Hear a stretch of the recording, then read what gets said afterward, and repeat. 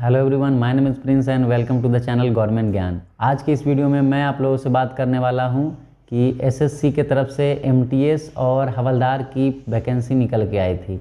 तो इस वैकेंसी में हवलदार का जो पद है काफ़ी कंफ्यूजिंग है। तो आज मैं इसी पोस्ट को क्लियर करने के लिए वीडियो बना रहा हूं। आप सभी को एसएससी एमटीएस के बारे में पहले से जानकारी होगी, क्योंकि ये पहले से पोस्ट निकलते आ रहा है, बहुत लोग भरते आ रहे हैं और बहुत सारे ऐसे लोग हैं जो इस जॉब में अभी भी कार्यरत हैं। आप उनसे आसानी से संपर्क कर पा रहे हैं। इसी वजह से इस वैकेंसी में कोई भी क्वेरी नहीं है। लेकिन जो हवलदार का पद है उसके बारे में बहुत सारे लोग ऐसे हैं जिनको कुछ भी जानकारी नहीं है। इनफैक्ट मुझे भी जानकारी नहीं थी। मैंने किसी तरह से इस जानकारी को उपलब्ध किया है। आगे मैं बताऊंगा कि मैंने किस तरह से इस जानकारी को पाया और आपके साथ शेयर करने वाला हूं। उससे पहले अगर आपने एसएससी एमटीएस का नोटिफिकेशन नहीं पढ़ा है, नहीं समझा है, तो आप जाके आई बटन पे क्लिक करके आप नोटिफिकेशन को देख लें कि क्या एलिजिबिलिटी क्राइटेरिया है, कौन कौन इस फॉर्म को भर सकते हैं, एज लिमिट्स क्या हैं, क्या फिजिकल मापदंड है हवलदार के पद के लिए। तो आप सभी मेल फीमेल कैंडिडेट्स इस नोटिफिकेशन को ज़रूर समझ लें। बाकी मैं इस वीडियो में हवलदार से संबंधित सारे क्वेरी आप लोगों का सॉल्व कर दूंगा। मैंने यूट्यूब पे देखा हवलदार के जॉब प्रोफाइल के बारे में कि लोगों ने क्या बताया है और मुझे क्या पता चला है। बहुत सारे ऐसे यूट्यूब चैनल हैं जो बिना जाने बस वीडियो बना दे रहे हैं। तो आज मैं इस वीडियो में आप सभी को क्लियर कर देता हूं। जब इस नोटिफिकेशन को मैंने पढ़ा, एमटीएस के अलावा जब जैसे ही हवलदार का एक पद सामने आया, मैंने आप लोगों से प्रॉमिस किया था कि मैं हवलदार के पद के बारे में ज़रूर वीडियो बनाऊंगा। तो उसी के रिगार्डिंग मैंने पता किया कि CBIN और CBN के अंदर जो वैकेंसी निकल के आई है हवलदार का, तो इसका ऑफिस रांची में है या नहीं। क्योंकि मैं यहाँ झारखंड रांची में रहता हूँ, मेरी पोस्टिंग यहीं पे है। तो मैंने पता किया तो मुझे पता चला कि यहाँ वैसा कोई ऑफिस तो मिल नहीं पा रहा था। गूगल पे भी मैंने ट्राई किया तो अंततः मुझे GST ऑफिस का पता मिला।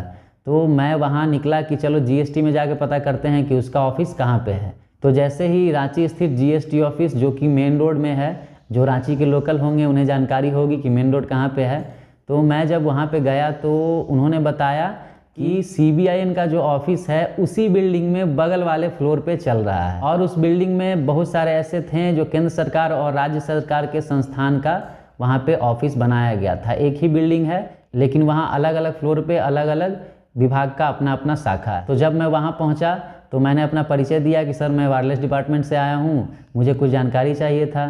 तो उन्होंने बैठाया मुझे और पूछने लगे कि क्या बात है बताइए। तो उसी में एक ऑफिसर थे जो काफ़ी पुराने थे, तो उनसे मैंने बात करना शुरू कर दिया।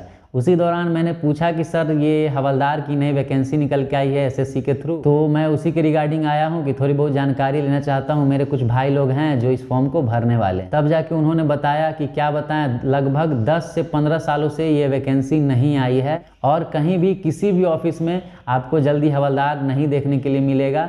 यही कारण है, बहुत कम हवलदार बचे हैं और जो हैं भी वो हैं अनुकंपा वाले। अनुकंपा में आपको बता देता हूँ कि जो भी पर्सन होते हैं जिनका सर्विस के दौरान मृत्यु हो जाता है, उनके बदले उनके डिपेंडेंट्स को अगर नौकरी दिया जाता है तो वो अनुकंपा बेसिस पे नौकरी माना जाता है। तो उन्होंने यही क्लियर किया कि अभी फ़िलहाल यहाँ पे भी कोई हवलदार मौजूद नहीं है। एक थे हवलदार जो 2019 में रिटायर कर चुके। सबसे पहले मैंने उनसे पूछा कि सर ये जो हवलदार की पोस्ट आई है उसका क्या जॉब प्रोफाइल रहने वाला है। तो उन्होंने बताया कि ये जो हवलदार का पद है आमतौर पे जो एमटीएस का प्रोफाइल है उसी से मिला जुला प्रोफाइल है। इसमें आपको करना क्या होता है कि जो भी सीनियर मोस्ट अधिकारी लोग होते हैं वो उनके चेम्बर के आगे बैठे हुए रहते हैं। अगर कोई अपॉइंटमेंट हुआ या फिर अगर ऑफिस में कोई काम है, जैसे कि फ़ाइल वगैरह इधर से उधर रोटेट करना, किसी भी फाइल पे काम करवाना, ये सब काम मूलतः उनका होता है।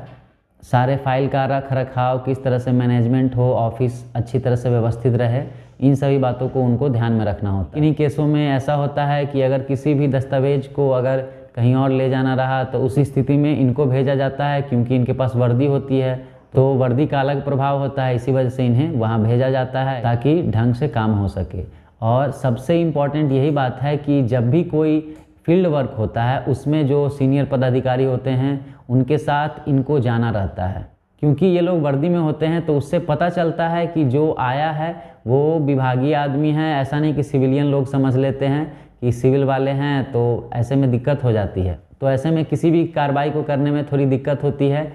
तो उनके साथ अगर वर्दी वाला कोई होता है तो थोड़ा सा काम आसान हो जाता है, भले ही वो सीनियर नहीं है फिर भी। तो यही उनकी जॉब प्रोफाइल है। एक बात मैं और आप लोगों को क्लियर कर देता हूं कि ये वो हवलदार नहीं है जो पुलिस फोर्स में होता है। पुलिस फोर्स में हवलदार कांस्टेबल मीन्स सिपाही से ऊपर होते हैं। तो बहुत सारे ऐसे लोग हैं यूट्यूब पे जो कि आपको बता देंगे कि ये हवलदार है जिसको सब आरक्षी लोग का मैनेजमेंट करना होता है, तो ऐसा बिल्कुल नहीं है। उस हवलदार का ग्रेड पे 2400 ग्रेड पे होता है। तो ये था मूलतः जॉब प्रोफाइल हवलदार। और भी मैं आगे आप लोगों को ऐसी ऐसी बात बताऊंगा जो आप लोग नहीं जानते होंगे, तो अंत तक वीडियो में बने रहिएगा। देखिए अब आगे मैंने उनसे क्या सवाल किया। मैंने पूछा कि सर प्रमोशन वगैरह क्या है, इसमें थोड़ा सा ये भी बता दीजिए। वो बताने लगे कि हवलदार का जो पद है 1800 ग्रेड पे का है। ये तो आप नोटिफिकेशन में भी देख सकते हैं। लेवल 1 की ये वैकेंसी है, आपका सैलरी उसी हिसाब से 1800 ग्रेड पे के हिसाब से मिलने वाली है। उसके बाद हेड हवलदार बनते हैं आप CBIN के अंदर। CBIN के अलावा अगर CBN की बात करें तो उसमें प्रमोशन अलग है, तो उसे जानने के लिए बने रहिएगा वीडियो पे। अभी अंत में मैं बताऊंगा कि CBN में किस टाइप का प्रमोशन है। तो इसमें मात्र एक प्रमोशन उन्होंने बताया कि 1800 ग्रेड पे से आप 2400 ग्रेड पे जाइएगा। उसके बाद डिपार्टमेंट में ना कोई है और ना इसके लिए कोई लड़ने के लिए है कि मेरा प्रमोशन और आगे बढ़ाया जाए। सरकार ने ये नियम निकाला था अटल जी के समय में, अटल बिहारी वाजपेयी जी के समय में ये नियम आया था कि मिनिमम 2 प्रमोशन होना चाहिए किसी भी सर्विस काल के दौरान। तो उस नियम का ये उल्लंघन ही माना जाएगा, लेकिन कोई लोग लड़ने वाले नहीं हैं क्योंकि ये पद खाली सभी जगह पे है। तो आप लोग अगर जाते हैं तो उसमें इस चीज़ को अगर आगे बढ़ाइएगा, बात को आगे ले जाइएगा, तो ज़रूर कुछ ना कुछ निदान होगा। लेकिन आपका इंक्रीमेंट लगते रहेगा, सैलरी बढ़ती रहेगी। ऐसा नहीं कि प्रमोशन अगर नहीं होता है तो सैलरी नहीं बढ़ेगी, सैलरी आपका इंक्रीमेंट लगते रहेगा, बढ़ते रहेगा। उसको ये बताया उन्होंने CBIN के बारे में। CBN के बारे में भी उनको जानकारी था, तो उन्होंने बताया कि वहाँ पे क्या होता है कि यहाँ तो आप हेड हवलदार लगभग 4-5 साल में बन जाइएगा, लेकिन वहीं अगर CBN की बात कर ले तो CBN में डायरेक्ट आप SI के पद पे प्रमोट होंगे, लेकिन उसमें समय लगता है। लगभग 12 साल 14 साल के आसपास समय लगता है। आप डायरेक्ट हवलदार से 1800 ग्रेड पे से sub inspector 4200 grade pay promote हो जाइएगा। तो इसमें ज़्यादा खुश होने की बात नहीं है। जो लोग हवलदार के मात्र एक प्रमोशन से डिमोरलाइज हो रहे थे और यहाँ देख रहे हैं कि मात्र एक प्रमोशन से सब इंस्पेक्टर बन जा रहा है, उसके बाद इंस्पेक्टर भी बन जाएगा, लेकिन पद तो उन्नति हुई है, लेकिन सैलरी आपको जो हवलदार CBIN में ज्वाइन करेंगे उनको भी ऐसा नहीं है कि बहुत कम मिलेगा, लगभग वहाँ पहुँच ही जाइएगा। क्योंकि जो लोग सरकारी जॉब में नहीं है, जिनके गार्जियन होंगे सरकारी जॉब में, तो उन्हें पता होगा कि 10 साल पे आपका पे लेवल चेंज किया जाता है। उसको आम बोलचाल की भाषा में 10 वर्षा लगना कहते हैं सैलरी में, या फिर उसे MSCP कहते हैं।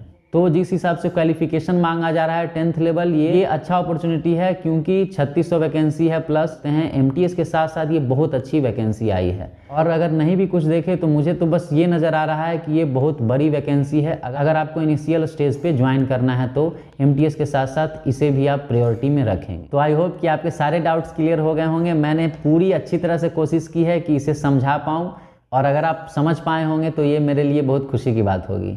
इसके एलिजिबिलिटी क्राइटेरिया से संबंधित मैंने जानकारी दे दी है।